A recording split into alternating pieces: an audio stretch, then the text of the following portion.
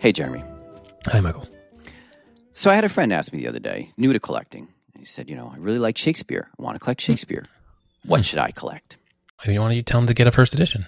Well, I'd like to say that, and I sort of said that, but here's how I went through the landscape of Shakespeare collecting really quickly. We have the 1623 Shakespeare First Folio. That's the book you really want. But you can't get it. Exactly. So I told him, forget about it. Just clear your head that it doesn't even exist. How did he react? Well, he kind of just kept listening. So I talk about the 1632 Second Folio, and if you got the bucks, you can find one, and it's a great book to have.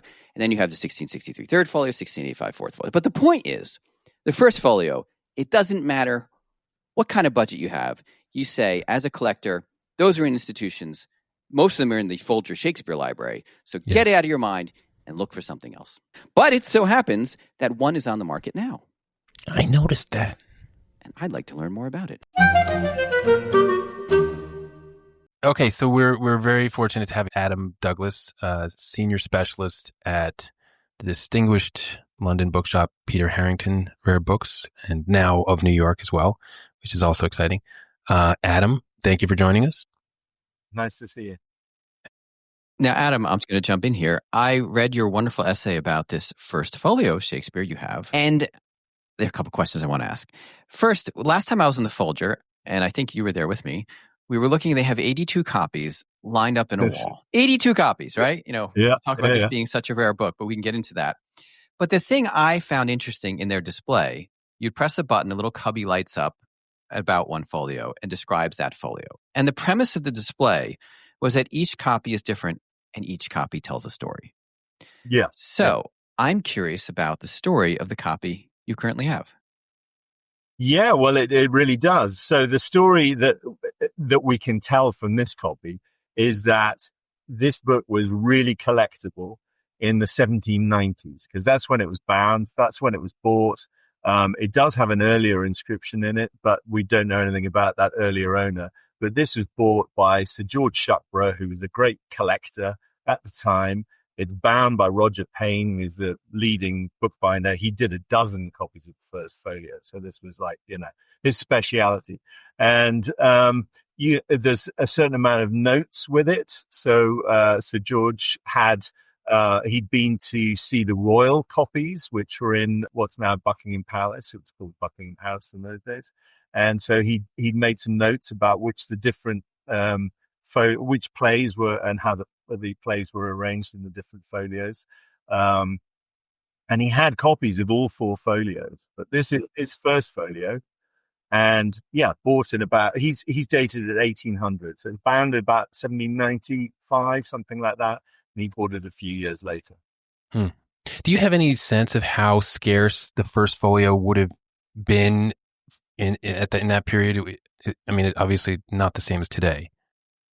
Yeah, I think what happened was that this is about the time when they start being collected. And you, particularly in the 19th century, you see a lot of the copies, you see them in the Folger. A lot of them are being bound by English binders like Francis Bedford in the middle of the 19th century. And they're starting to get quite routine then. They're being shuffled together and made up. But this is a bit earlier. It does show because it doesn't have the prelims. So this book is complete with all the Shakespearean text, but it does not have the preliminary leaves.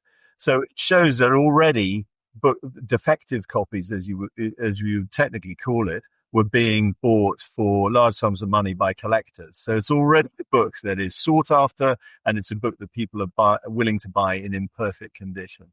So Sir George would have bought it without the preliminaries, and in his mind, that would be fine or good enough. Yeah, he made notes about that. He made notes that his copy didn't have the preliminaries. He also, I know, had a fourth folio with no frontispiece. So it's actually a really beautiful copy of the fourth folio. But so he was willing to buy these things with imperfections. Yeah. Well, I want to comment about the fourth folio for a second. Something in your essay which I didn't know.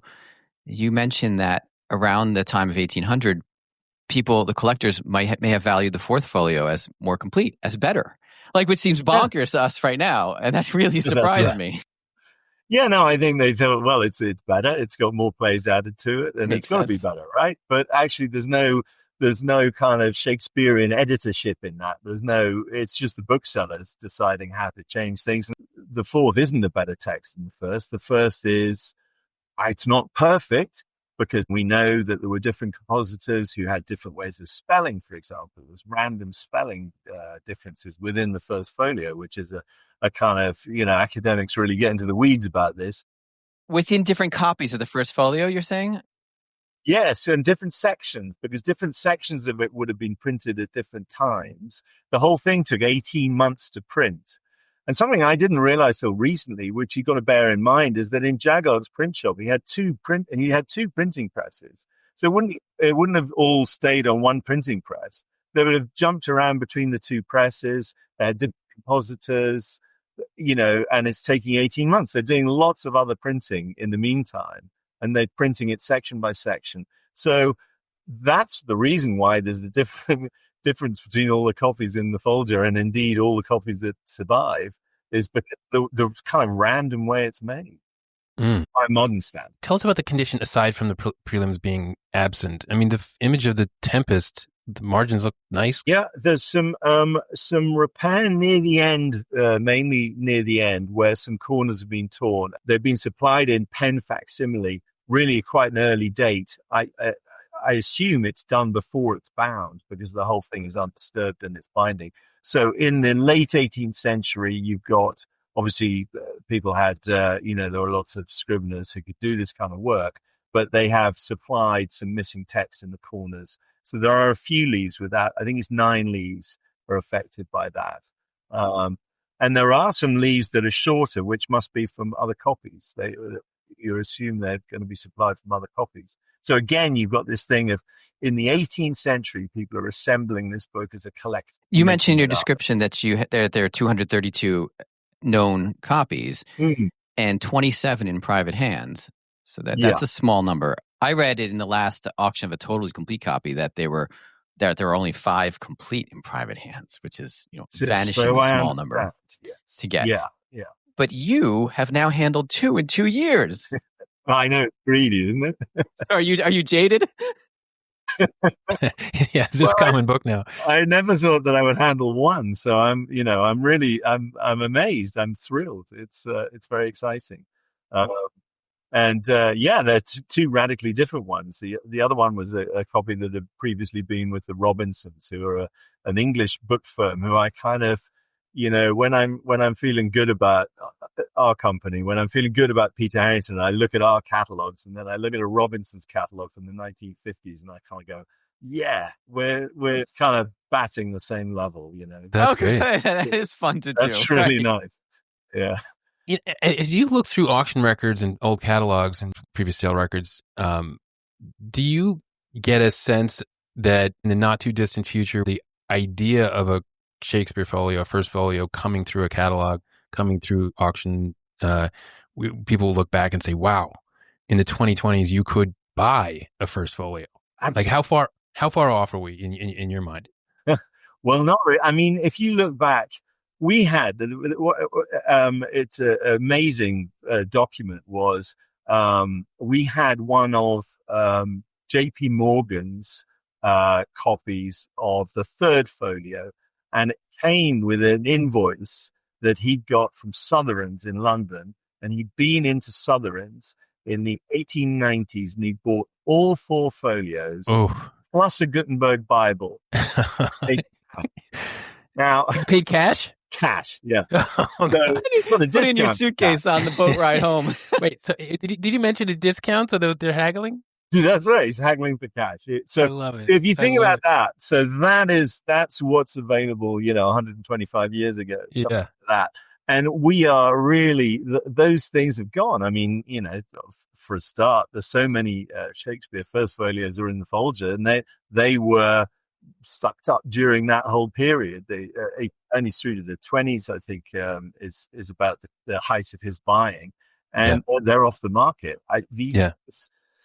They may turn up. I mean, there was that copy that turned up in the the Butte Library, which hadn't been seen for a long time. This copy has been this didn't make it into the Shakespeare census, the last published census, the Rasmussen West census, because it was still in private hands. So there may be copies that come out. Mm.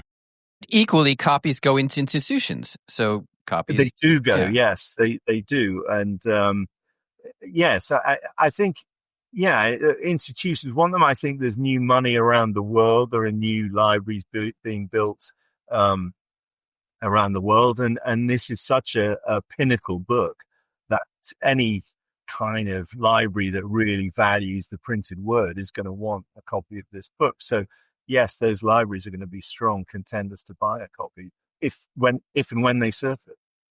Oh, you mentioned the Gutenberg Bible. I mean, if you look through sale records, and the copy came up in the 1970s, I think 1977, 78, something like that. And then you had a 1-volume turn up in the 80s. I think it was 1987. And so then in that time frame, if you're in the book market, you think, well, I think the one in the 70s was like $2 million for both volumes. And then in 87, it was like $5.5 million for just one volume.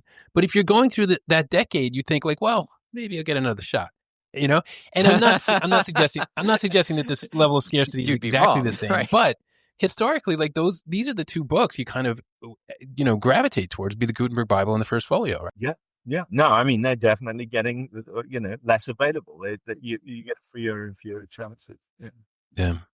Very exciting. All right. So Adam, my question for you then is, if you could retire with one book in your collection and only one book, and price is no object and irrelevant because you're never going to resell it again, would it be a Shakespeare First Folio? It really would, actually. It would for me too. Exactly. What would beat it? Totally. I can think of all kinds of sort of rarities or things I'd be excited to have and think, but no, that's it. I mean, or would it be a fourth? Because it's more complete. No, it would not. I've handled beautiful copies of the fourth, but there is absolutely the joy of this is that this project, the First Folio, is so intimately connected with Shakespeare. I know he died by the time it was printed, but these are the people who worked with him, who collected his intellectual property, published it in a volume. It has such an intimate connection to him in a way that the Fourth Folio. That's beautifully put. When I look at it, First Folio, the very rare times I can get near a First Folio.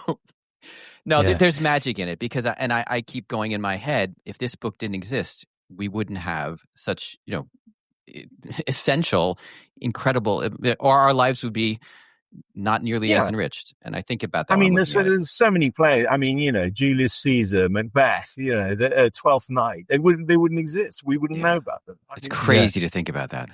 Yeah. Well, you flagged that in your essay, and which I really enjoyed reading, and that's available on the Peter Harrington website. But just explain, if you don't mind, how the publication of this edition preserved about half of his works. For those who haven't read the essay. Well, yeah. I mean, the main thing is that it's not in the theatre company's interest to publish these plays, really. So the plays that had been published in little playbook formats, quartos, smaller books, probably didn't have anything to do with the theatre company. It's not them publishing it. So it's other people who might have the rights in the play, or somebody might just publish it surreptitiously. They might get an actor who acted in the play, get them to give them the text, and then they publish that. So that's about half that is half the plays. 18 had already been published in either good or bad quarto version. But once Shakespeare's dead, and then key is actually, I think, people forget, Richard Burbage had died too. So the great actor who played so many of these great parts, once he's gone and Shakespeare's gone, the company really has got to sort of start winding up. And as soon as it does, this intellectual property that they have makes sense to publish it. And then you put it into book form. Before then, it wouldn't be in their interest to do that. Was there a commercial interest in publishing it? I mean, did they expect to make money on this?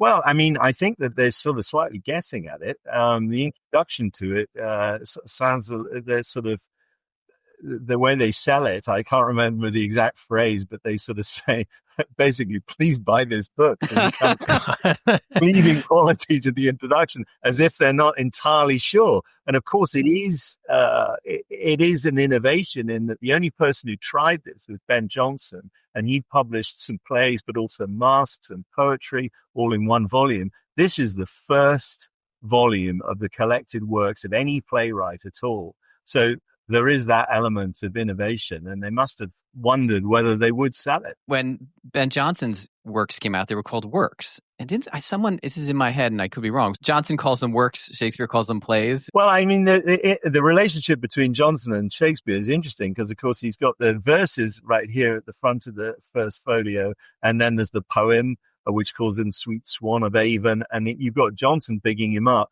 And Jonson actually was ahead of Shakespeare in the pecking order in the Jacobean court. He got the big gigs. He wrote the big masques and stuff like that. So at the time, it seemed like Jonson was the superior figure and the leading figure.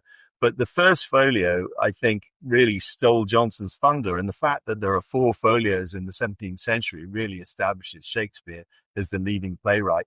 And although there are kind of 3 editions of Jonson, but there are 4 of Shakespeare. So you can already see that Shakespeare's, leading Jonson in the kind of cultural zeitgeist. And then, of course, at the beginning of the 18th century, again, you get another edition of Shakespeare, which is Rowe's edition, which has got all these the engravings of actors acting these plays. So they're still live. They're still live in the repertoire at the beginning of the 18th century. And this copy shows it's already been collected as a book by the end of the 18th century. So there's that continuity of Shakespeare's. So how much money for this? I mean, what does it take to buy this book? We have priced it $6 million US dollars. It's £4.5 million. So you would think that a complete copy sold, which was it was perfect in that it had every leaf, but the leaves had been supplied, and it was a sort of it was not that impressive. That was a shade under $10 million. And then you think, well, how much do the preliminary leaves matter? Yes, they matter. They matter a lot. You want to have the portrait of Shakespeare. You don't have this here, but you do have all the works of Shakespeare. It's from Temple right through to Symbiote. So you've got that. So that's the kind of factors you have to bear in mind. And that's you take, it's a big chunk off a $10 million price ticket to get down to 6. Well, I was thinking about that, and I was thinking, for the money you'd have left over, that's another book collection. Yeah, the $4 million without the preliminaries, all of a sudden, and then you could do a lot with that. Tally up all the books you get, and then so. And actually, if you think about that $10 million copy, it could easily be 12 or 13 or more now. So we could be in a situation where if we evaluate the price of $6 million versus, say, potentially $12 million, you think, are the preliminaries worth as much as the text itself? I mean, it's one of those weird things, isn't it, with book collecting? You get into these things where you're valuing things. I mean, what is the value of a dust wrapper for The Great Gatsby? I mean, it's insane compared to the value of the book, but you got to have them both. And in this case, the individual leaves of the preliminary leaves of a first folio, I mean, they would be individually, you can imagine, very expensive. Yeah. Also impossible to find. I mean, they're just not lying around. That you could say, Yeah. Well, I think the fact that this was bound in its present condition in the 18th century speaks to, that point that there are not a whole lot of perfect copies floating around. Right. You can make the argument to a collector, well, you can wait. You can wait to see if another copy comes. Exactly. You may wait a long time. I mean, we have mentioned that we've had 2 copies in 3 years. You better not get one next year. Then you will be jaded. It's generally speaking. I mean, I think the last bookseller who sold a copy was, I think 1990 was Heritage Bookshop had a copy. I understand they sold. I think it was 1990. So you're 35 years ago. That's the kind of time frame you would expect for booksellers. I mean, they do go to auction. I do understand why they go to auction, because people think, well, there's going to be competition, and you get that whole thing about auctions. But I also think people, it's such an expensive book that at auction, you've got that time where they've got to buy it on the day. And sometimes Absolutely. people can't get the money together for some reason, and it just doesn't work that well at auction. And the privilege we have as booksellers is we can sit and take our time and say, somebody registers their interest and they say, well, we can't get funding this year or something like that. And we can work with that much more easily, I think, than an auction can, at least with a standard auction. Absolutely. Yeah. Well, I mean, back to the Gutenberg comparison again, you have a complete copy in the 70s, you have a one volume in the 80s, and now you're lucky if you see a one book. Yeah. From fragment. A fragment. Yeah. So you have was it the Book of Ruth? I think the Book of Esther, right? It was up about 10 years ago. But anyway, it's like now you'd be lucky to buy a book. Not even a volume. And actually, the folio, I was going through auction records, and the price of extracts of individual plays has just skyrocketed in recent years. Yeah. And that surprised me. People are always looking for the exceptional things. They're always looking for landmark books. They always, want the pinnacles of any particular collecting area. And this one just is. This is it. This is it. Yeah. Yeah. No. Well, congratulations. This must be a lot of fun. Thank you. All right. Well, thanks, Adam. And I hope you get your own copy for your personal library someday. I'm going to keep this one. I don't think Pom will let me. Yeah. Well, good luck with it. I'm sure it won't be trouble to find a home for that. All right. Thank you. Thank you very much. Good to talk to you both. Good to speak with you. Bye-bye. Bye-bye.